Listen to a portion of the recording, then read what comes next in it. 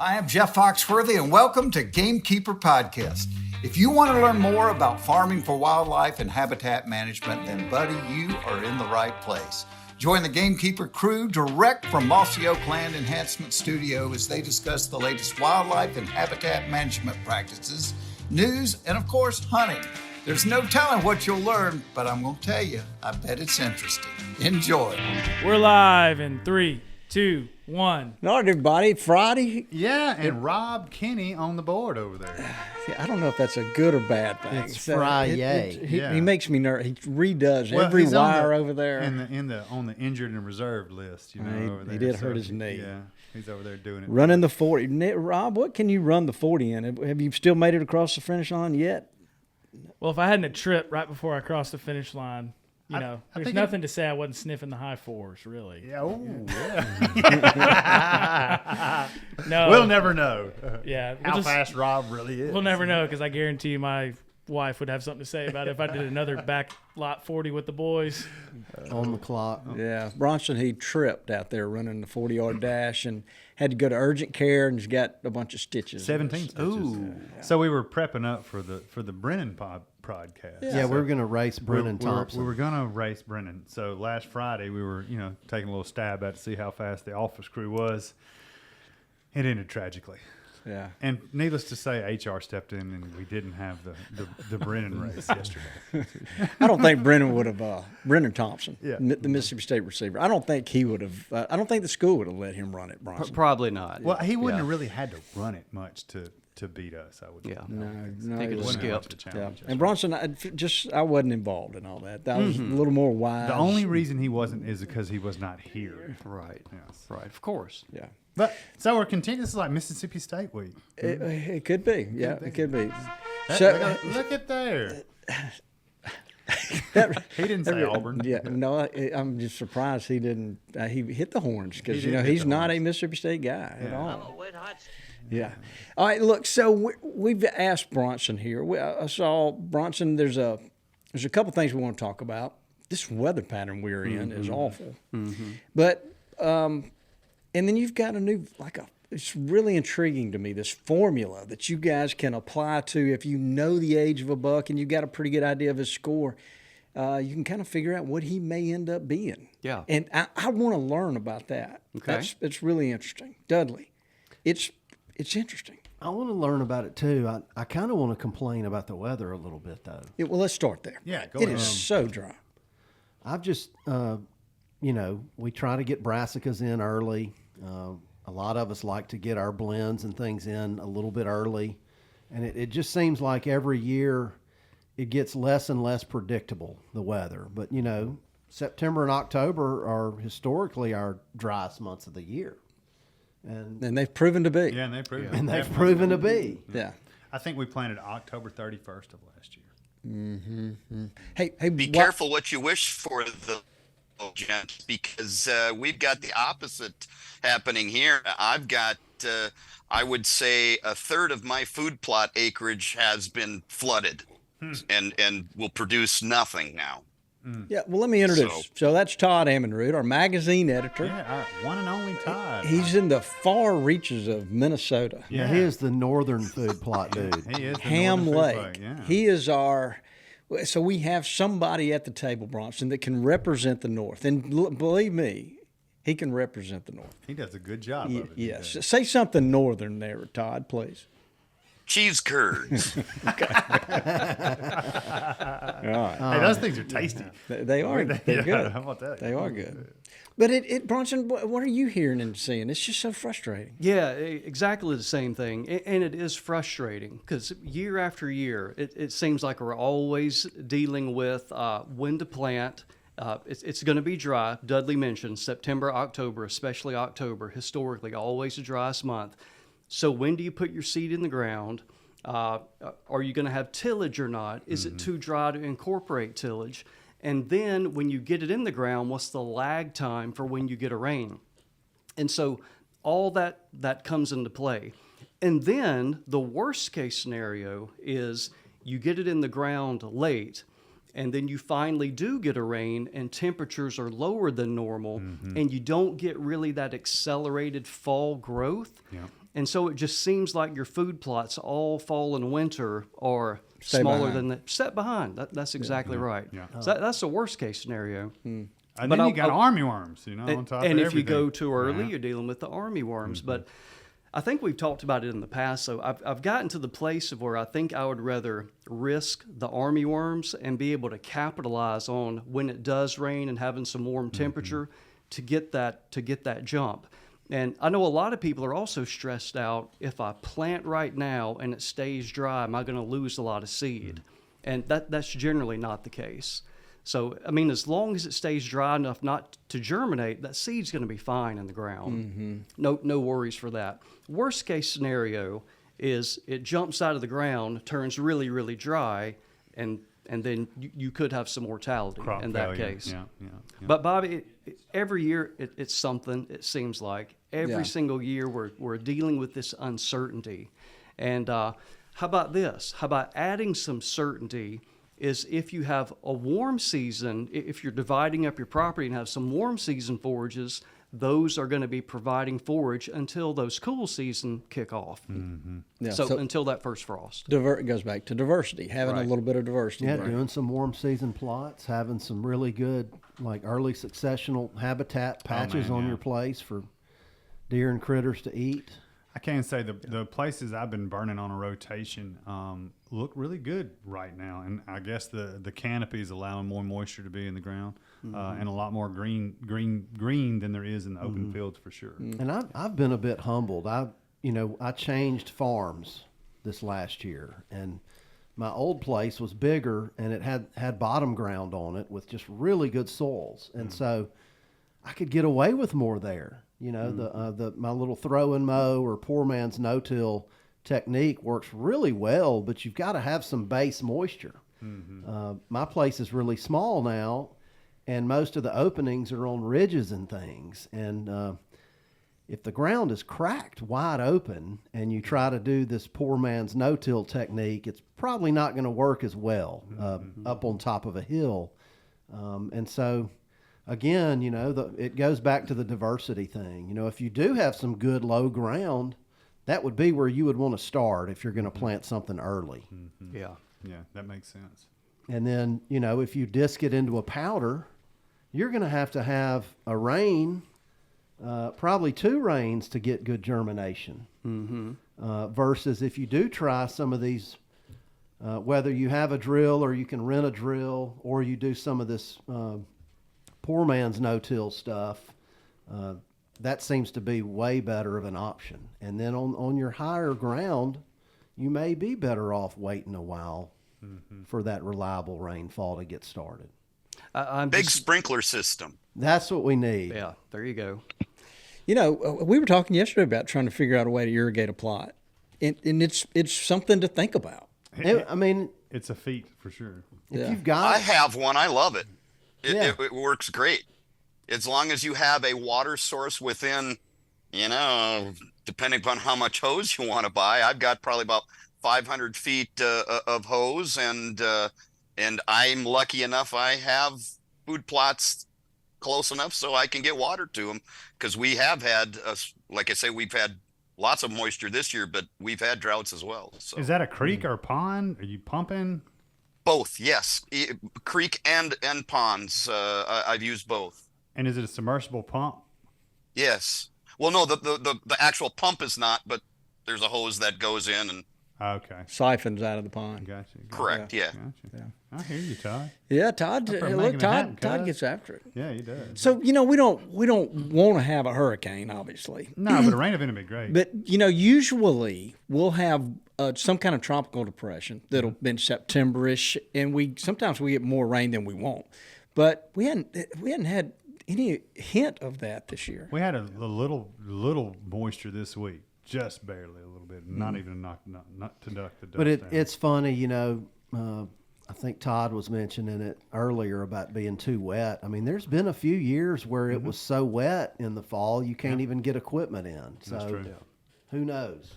I do know that obviously no-till is the practice to be using. I'm going to tell you that right now, especially over the last couple of years of summer weather patterns. If you can. If you can. Yeah. poor man's no-till. We talked to Mitt and y'all about the way y'all do it too, kind of the same process, using herbicide and clipping stuff and getting your seed to soil contact that way and preserving every bit of moisture you can. Yeah, our buddy Hunter Krim posted a video the other day. Mitt and him were in the field, goofing off and looking at stuff, and I don't think Mitt was goofing off. No, He looked pretty Mitt serious. Well, goofing off is serious. They're having fun looking at plants and stuff. But they were pushing. So he had sprayed this field, and everything, all the grasses and things had laid down. But there was a lot of perennial clover that was dormant that didn't really get dinged by the spray. And then there was also annual clover seeds on the soil surface. They peeled all that thatch back. And despite not having, much rain at all in the last couple of months, there was soil moisture there. And so the plan was just to fling some cereal grains on the top, maybe a little bit more clover, and then run the bush hog over it again, the whole poor man's no-till technique. Had he gone in and dissed that up, it probably would have dissed into a powder, and he'd be waiting 2 or 3, 4 more weeks for a rain. So being able to adjust on the fly, I think, is real important for gamekeepers. 100%. I think being flexible, I think you hit the nail on the head. Is if it's too dry or too wet, but being able to have a plan for that. So, it might get that it's really, really late and then it finally gets wet and you didn't get to plant. You might have to do it by hand or by a four-wheeler. You can't do the tractor. You can't do tillage because it's too wet. But it seems like there's always a way. If you have a lot of different techniques and tools in the toolbox, you can typically get a food plot up. For sure. And we even going so late, we've switched from heavier wheat and oats to more cereal rye. Oh yeah. Just for what you were saying, the temperature's dropping and everything else, and had some good success with it. We really have. Yep. Hey, before we start talking about your magical formula, Bronson, Todd, I wanted to congratulate you. The fall issue, I got them this morning. They looking good. Looks fantastic. I can't wait to see it. Yeah. Thank you. And so it'll be in the mail. Is Todd not on the subscription list? He is, but Okay. it takes longer to get to. Oh, Ham Lake. Yeah, that's right. than it does here. It's a clip up there. Well, and sometimes someone forgets to add me. Bobby. Wait a minute. Look, Lanny, we're on a tight budget. Budget cut. If we could get a few more subscribers, we might be able to mail one up Todd there to to get him one Todd. himself. Yeah. That's my fault. I'll see what I can do. Yeah. But guys, if you don't get the magazine, it's available at Tractor Supply. You can buy on one. newsstands. But the deal is to subscribe. That's right. And it just shows up. And you get right now when you subscribe, you get 3 months of Onyx for free. So That's right. Be right there on your seat, just a link you can click. and Another thing you can do, if you have one of those neighbors that you're just like, man, I wish he would just, nice guy, but I wish he would do some more of the stuff that we do at our place. You could always give a gift subscription. Look at you, Doug. And then maybe great idea. they'll That's a learn. great idea. Maybe they'll learn some of the better ways of gamekeeping. They might be flinging ryegrass out on all their fields and not burning anything. So That's actually a great idea. so subscribe. Subscribe your buddies. Instead of complaining about your neighbors, get them a subscription to Gamekeeper. Yeah. It's a great passive-aggressive gift. Bronson, is it a blue moon right now? Because once in a blue moon, Dudley has a good idea. Is it a blue That's moon? way cooler than the burping contest. Yeah, that is. Yeah. Good job, Dudley. All right, Bronson. Yes, sir. Well, look, some of us, Lanny's not going to be one of these. Why are it- you putting me in a box with Bronson all of a sudden? And Todd is, Dudley to some degree. We're interested in these inches of antlers and scoring deer. We like that. Yeah. But so this formula that you guys got, can you tell us about it and how can we apply it? Yeah. And can we trust it, Bronson? You can absolutely trust it. That is pulling the tape on many, many, many bucks and knowing their age. It's just simply an antler growth relationship by age. And what we do with that is just looking at the percentage of maximum that they are by each age class. So the most sensitive age class is always 3.5. And so it just kind of clearly demonstrates that at about 3.5, they're going to be 70, 75, sometimes 80% of what they're going to be at maturity. At 4.5, they're going to be 85 or 90%. Now, why that matters so much is that when people are not satisfied with what they're harvesting and they're wondering, why can't we kill whatever that level is in your area? That might be, why can't we get into the 140s or the 150s or 160s? What we do is we go back and look at what is the average antler size of the 3-year-olds that you kill, sometimes even the 2-year-olds and 4-year-olds. And from that, based on those age antler growth relationships, you can project and predict what that buck or that group of bucks would have been at maturity. And so commonly, we will say, you were really wanting to kill 160s or 170s, or depending on where you're at in Mississippi, 180s. You did. You killed a whole bunch of them, but you shot them at 2, or you shot them at 3. That's how we, and so it's a really good way to also demonstrate. There's so many people, we got a genetics problem, there's something wrong. What we show is everything is there. You've got everything you need to grow those really good trophy bucks, as long as you show trigger restraint and let them all get big. And I know that's easier said than done. Yeah. It takes a lot, and it takes a village. It takes a lot of people to get bucks to 6 years of age. Lots of Gamekeeper subscriptions. That's right. That's right. But it just demonstrates what your property is capable of if you let them get old enough. That's really it in a nutshell. So do our listeners need to get out a piece of paper and be able to write all this down? I've got mine out. I'd like for you to kind of let's go through an example. So is that what scientists and deer nerds call a model?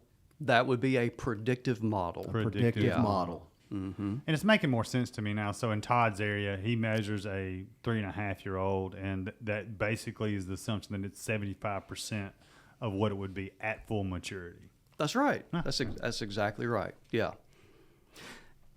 And so sometime I understood something this time. Yeah. There. So you would take so if you know this deer is 3.5 years old, then you would your best guess at what he scores on the hoof right now, and you would multiply that times 1.28. Yep, thereabouts. And I know I'm the king of it depends. Oh, yeah. As you all know. I mean, there should be a spread, right? Yeah, there's a confidence interval. There's some give or take. And I know when we put that on social media a couple weeks ago, someone really lit us up about, but this and that and what. Those are averages. There are always going to be some bucks that achieve more and outperform. There's always going to be some that underperform. But if you had 100 bucks at that age class, that would be a reliable predictive equation and relationship. Yeah. Okay. So where's the 1.28? That's too easy. You age a jawbone and you measure its antlers and you just collect all this data and run the numbers. For Mississippians that participate in DMAP, that is actually something the DMAP program does for you within the data entry module they have, is every single deer they will actually project. And so at the end of the year when they're writing a report, that will be a teaching moment for if you're very frustrated that you think you're underestimating antler size and what you can produce, you just go back and start looking at the average age of the bucks you harvested and say, you could have achieved your goal if you had waited a year or 2 on those bucks you killed. Okay, so before you leave, can we measure my 3-year-old 12-point? Oh, he's Boone and Crockett, bro. That's on the wall right there. Yeah, absolutely. Yeah, we don't that want to I do that. accidentally ground checked about 10 years ago. So would we multiply him by 1.28? Well, he's a 2-year-old, right? He's a 3.5-year-old deer. deer. 3.5-year-old deer. So Best I could tell. He weighed like 160 pounds. 1.28. I'm gonna say that's like What did he score? 140-ish, 135-ish. Yeah, he'd be So- 130, 140. Yeah, so let's if you'd put only that. let Let's him put go. that in Bronson's formula. So 0.0.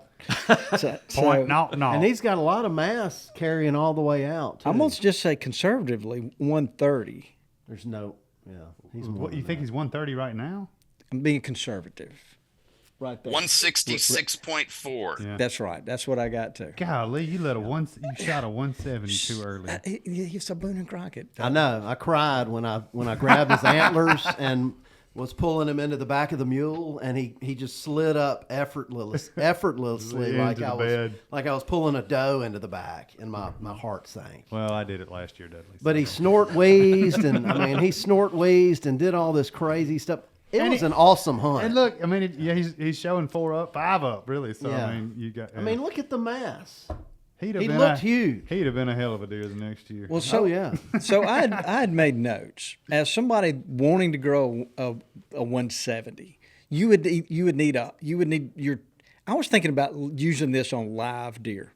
Just seeing deer out there in the wild and trying to say, Jesse, you can't shoot this deer. But like a 100-inch 2.5-year-old would be that deer's got a lot of potential. Yeah. Mm-hmm. Yeah, Am I right? Because I'd multiply that times 1.72, Which which get me, where would that get me, Lanny? I don't think I can get my calculator. Yeah, it'd get you that 170-ish number. Yeah. Yeah. So, in a 132 3.5-year-old, a classic Dudley, what he just I pulled described. a Dudley. Yeah. Yeah. And those 140s are going to be your 160 to 170s at 3 years of age. Yeah. But Bobby, we've pulled the tape before on some. This sounds crazy, but in parts of Mississippi you can do this. Some 2-year-olds that'll score 115.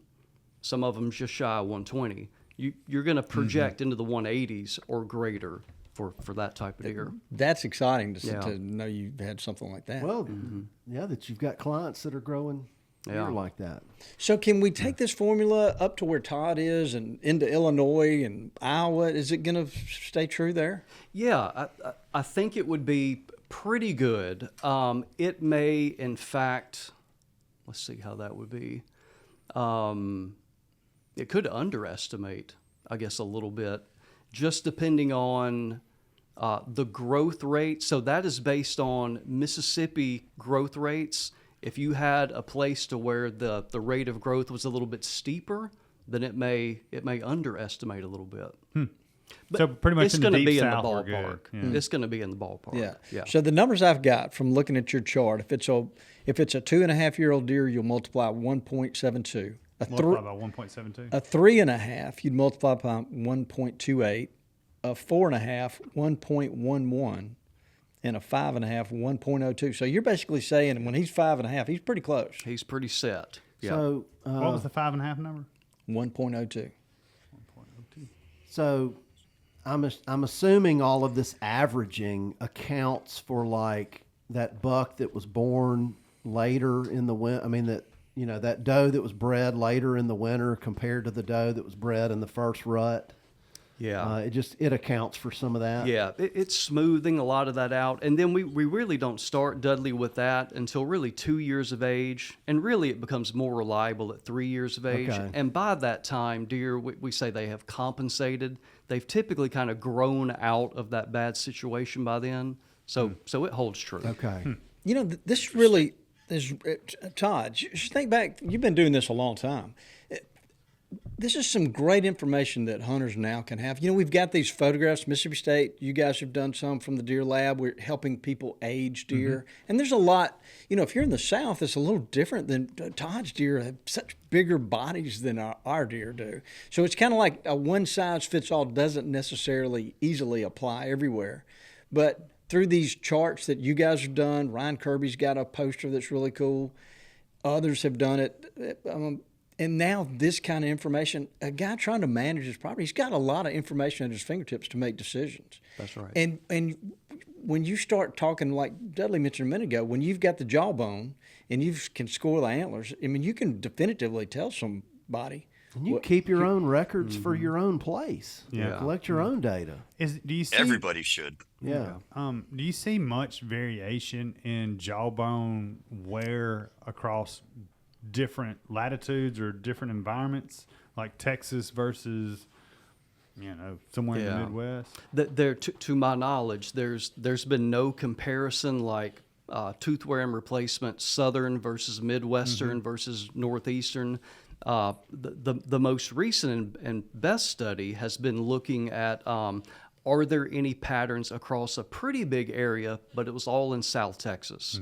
But the question there was what happens in places that have more brush, in places that have more sand. You know, there's always that concern with that. And they found no relationship at all. In other words, the individual variation of a deer and just having some abnormal wear patterns exceeded anything at the population scale from place to place. And essentially what that means is some deer have hard teeth, some deer have soft teeth, some deer may chew a little bit more on one side than the other side. That individual variation, nothing environmentally or at population scale was bigger than that, explained more than that, than just individual wear. So people like Bobby who have bad teeth and chew only on one side of their mouth, it would be different for him. I am a big believer, I wouldn't say bad teeth, but I'd say softer teeth and harder enamel. And we'll see that with some research deer about how they'll have many years in a row where there's just a really subtle difference. I mean, it is hard to tell. And then they reach maturity, and then whatever happens in their mouth's happening in their mouth, nutrient-wise, and then you'll see dramatic wear. You'll see like 2 to 3 years worth of wear you would normally expect in 1 year. Now, Brush your teeth, kids. And that's past 5.5. Yeah. Okay. But I mean, but that's very rare. I don't want to say, having doubt about the technique, but that's when you see cases like that in older age classes. I think I noticed a difference when I bought my property up in Ontario. It seemed to me that the nice plush agricultural feed around here did not seem to wear teeth down as bad as the rough browse that they were forced to eat in the boonies of the bush of Ontario. I might be wrong, but that was just my observation. Yeah. So here's what you could do. If you kind of want to calibrate that for your property is you got all these photos. So making sure you keep good photos of every single buck that you kill, and maybe you got a 2 or 3 year history with that buck. Then of course you harvest the deer, extract the mandible like you're probably already going to do, have a qualified deer biologist in the area give you that age, and then send an incisor to Matson's laboratory or something like that for cementa annuli. And don't base all your judgment on one. Do that for 10 or 20 or 30 deer over the year. And then you've got, here's what it looked like on the hoof. Here's what the tooth wearing replacement looked like. Here's what the cementa annuli. And I bet you could come up with some patterns that work best on your property. Makes sense. Well, that's what I actually did. And I found out up in Ontario, I may have been trying to figure out the age of much older deer than I actually thought they were, if that makes sense. So they're older than you thought they were. Yes. The tooth wear was lower, mainly probably because they were just older, not necessarily because of eating rougher foods. Well, we need to get Todd to send us some jawbones down here. I think he answered his own question, didn't he? Yes, but I wanted to hear what Bronson said. Yeah.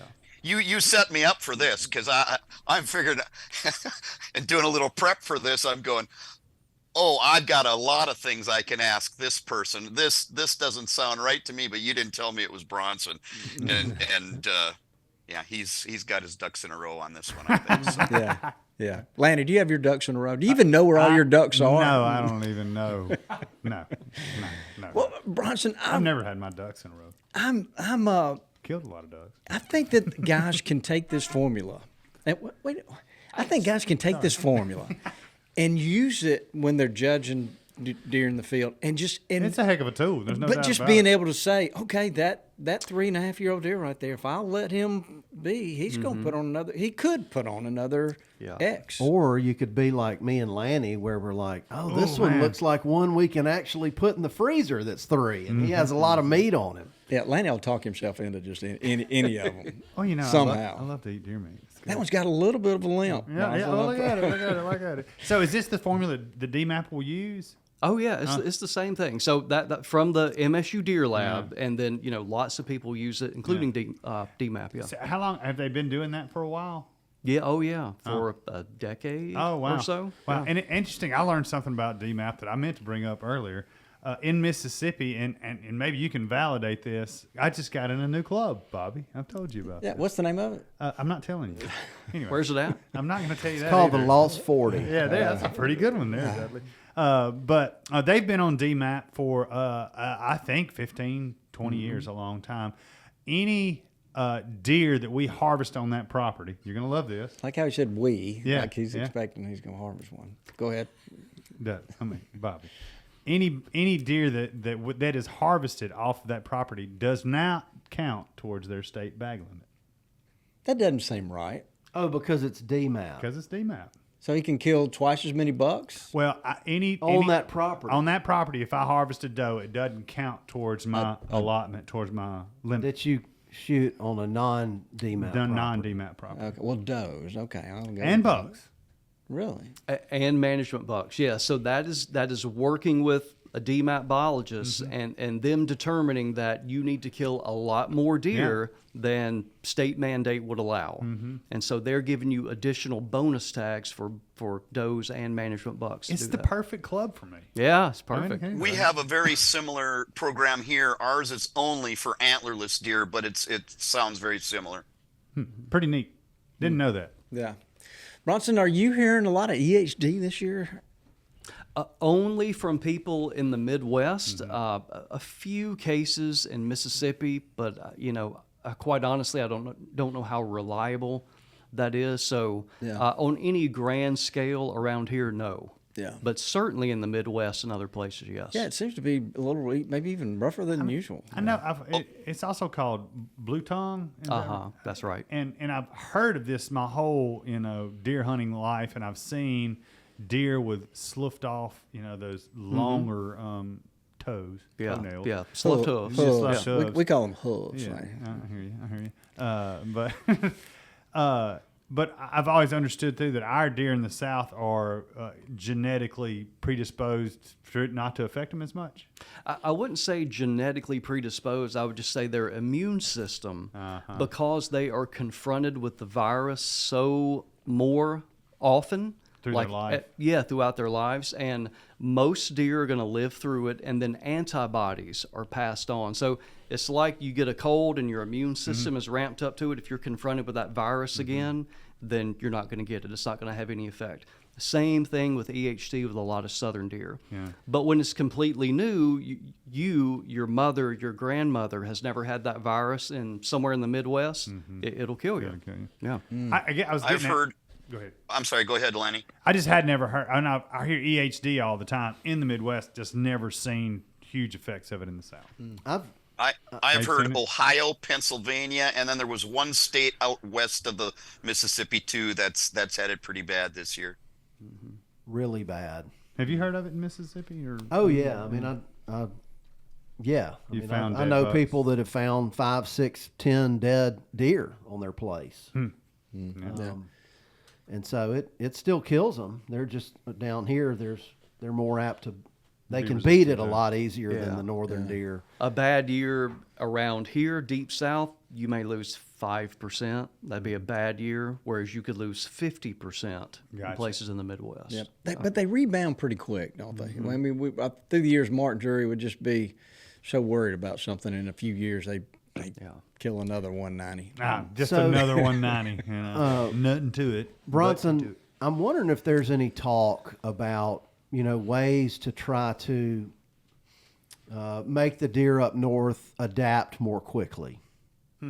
I was just thinking about this idea. It would probably be a CWD nightmare, and I don't want to plant any seeds in non-ethical people's heads, but what if you got some of the southern deer that were transported from up north, whenever they did, move deer from Michigan down south or whatever. I wonder if you could take some of that population of deer and insert them back where they came from. Yeah. Would they be more resistant or more tolerant? I think that could possibly work in the short term, but I think it would depend on how often they were confronted with the virus. So I think if you went many years down the road, their immune system would no longer be primed to it, just like you might be primed to not getting the flu 6 months after you got the flu, but 2 years later, you're going to get the flu. Okay. I think it would be a similar phenomenon up there, but on a scale of years. And they're probably exposed to it so early down here. He's already had his good idea for the day, so. All right. They need the government mandated booster shot. Oh, Todd, here we go with the vax. So Bronson, over at the deer pens, are your bucks coming out of velvet? They are. Yeah. Is it? Are we right there on that window right now? I'm still seeing velvet bucks. I've got hard horn bucks. We talked about this yesterday. Toxie does too. We got both. Yeah. Yeah, we got both. What, Todd? What about you? September 7th. Which, Approximately That's what. September. Yeah, well, it varied, but that was the peak. I was seeing lots of bucks September 7th on cameras that had lost their velvet, and I would say probably the last one was September. Maybe 10th, 12th was about the last one I saw in velvet. But that 6th, 7th time seems to kind of be year after year when they seem to lose it here. so are acorns dropping? Sorry to change the subject. Been for a long time now. Is your foliage turning? It's starting to. Rob's been very interested in that. Book it, Rob. Rob's coming to see you. Oh, and by the way, thanks for collecting all those milkweed seeds for us. We've been needing some Minnesota milkweed. Just Anytime I was forced to learn a lot about milkweed, which was very interesting. So I'm looking for the next native plant that you need seed for. Heck yeah. here on my Spartan app, just checked it because y'all said, and here's a hard horn buck, September 26th at 12:50 p.m. What do you think he'll score? Oh, And then what? How old? all the bucks I got are low. And how old do you think he is? And I'll tell you what you got. Now, I mean, Dudley.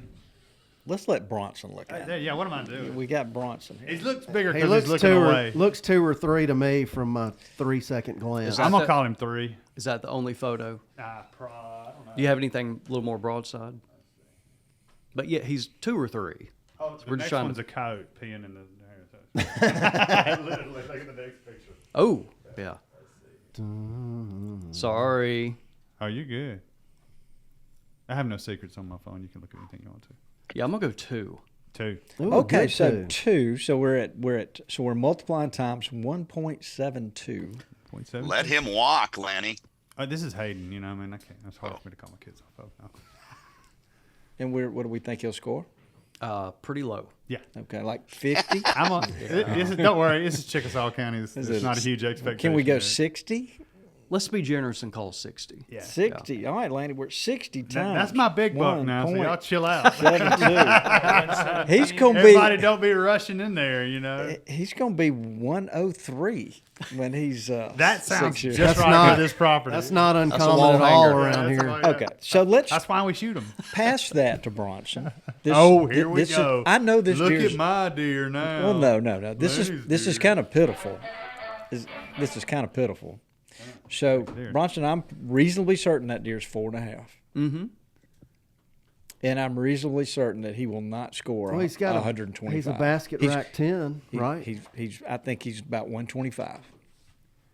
60. Yeah, I think you're right there. Yeah. So when I do the math on him, I think it comes out to 143, which That's still a great deer. that seems very reasonable. Yeah. And think of it this way. In Mississippi, that would be an above average mature buck. So if you look at all statewide, the better regions, the poorer regions, you're looking at 125 to 130 would be statewide average. And so you got an above average buck there. How about that, Lanny? I know you had above average bucks, and I got below average bucks. There's another picture of him. Well, he's been. Okay, we have to say that there may be too much emphasis put on antler size. Not everybody has a chance to hunt some of these great whitetail meccas around the world. So a lot of times I think the hunting industry puts too much emphasis on, and here I am, I was all about antler size for many years, but the older I get, I look at age, and I think people have to play what they're dealt. this is what I have on my property, and then set your goals and stick to your goals. But I like this formula. It's going to help me for sure. No, you got a great point, Todd. I mean, I think he's 5 or 6 plus, and I bet he barely bats over 100, and I'm excited about him. Mm-hmm. Well, I mean, that's the challenge to me. It's that mature deer, whether he's got 100 inches or 200 inches on its head. That's the challenge. It's still the challenge of that's the animal I'm going after, and that's what I'm going to settle for. Mm. Yep, good. That's good advice. And look at Bronson. Let me tell you this. You may not know this. Todd, when he was younger, was a very adamant bow hunter. Todd, how many Pope and Young animals would you say you have? Well, not all of them are registered, but I have 41 that would make it. Is that not incredible? Is that not incredible? And most of them are whitetails. Look at him. He's not even smiling. Wow. He's soon to be 42. Yeah. Yes, he's just incredible. He's incredible. Todd had an accident a number of years ago, fell off the top of a gazebo painting, and bow hunting has been a challenge since then. It wasn't but maybe 2 years after that, he shot another Pope and Young with his bow on the ground, crawled and blood trailed and recovered it. He is an animal. He's an amazing He's guy. an amazing guy. I'm not as mad at deer as I used to be when I was younger. So what I enjoy now, I love hunting with my kids and watching Here. them. You That's know, right. I see the excitement in their eyes, and it makes me remember how excited I was back then. So, Yeah. How about that? All right, guys. Bronson, thank you for coming. This has been very interesting. Good and stuff. We're real excited about things like this. I mean, it may have been around a little while, and at one time I laughed when I heard Dr. Harper say he was in Tennessee at a meeting and somebody was just raising Cain because they couldn't grow a 160. And he said, "Oh, y'all already have done it." And he kind of put the guy in his place with killing a young, really good-looking 3.5-year-old. In perfect Craig Harper fashion. Yeah. I love that guy. I love the way he rolls. I wish we could get him down more. He is. I'll twist his arm. He's so much fun. Oh, yes. Yeah, y'all's whole crew is fun. Yeah, No doubt yeah. about it. Look, you aside, he is one of my favorites. We talk about biologists. We've gotten to meet a lot of really fun, interesting, nice guys. Yeah, and Craig rolls in like he's got shovels and stuff, tools all in his truck, and he's on a mission. He's like somebody hit a button, like he's a fire response guy, and he shows up ready to do whatever needs to be done. Yeah. And that's not just for recording a podcast and thinking he might want to make a video with y'all. That's how he rolls all the time. That's right. He's got all that in his truck. He's ready. Yeah. That's just him. Yeah. He's ready to go. I like being ready to go. Yeah, I do too. All right, Bronson, thank you for being here. Is there anything you need to point out to us? Anything you got going on in your life? Oh, just busy right now. Looking at, spent the past couple days doing what we call buck inventory. So just going through and doing the same kind of stuff we're talking about here, and projecting different ages to trying to figure out which bucks to harvest, which bucks are going to score higher if we let them go a couple years. And the other thing is taking its toll. Where we started with the drought and the dry conditions, body condition is a little less than we normally see. So it's a little bit easier in my opinion, to underage a deer right now. Not only because it's September and they're not rutted up and blown up, they also appear to be a little bit thinner. I've seen a lot of ribs in my Yes. trail camera photos. Well, maybe that'll change with the mast about to start falling. I think it will. Yeah. As soon as we get some rainfall, I think it'll all change. Yep. Todd, thank you for joining us. I know you're probably really busy up there editing articles and doing whatever it is you do all I day love long. this. It's a pleasure. Yeah. Lanny, good luck at the football game tonight. We'll be cheering We're gonna need it. We're going to be Yes, cheering we for do. Hayden, who We is really quarterback do. Yes, tonight. he is. Yeah. Pray for us and cheer for us, please. That's good. All right, I'm looking around the room. Why don't you say goodbye, Dudley? Goodbye, Dudley. Get us out of here, Rob.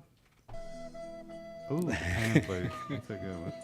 Thanks for tuning in to this week's episode of the Gamekeeper podcast. And be sure to tune in again. Subscribe to Gamekeeper Farming for Wildlife magazine, and don't miss the Mossy Oak Properties Fistful of Dirt podcast with my good buddy, Ronnie Cuz Strickland.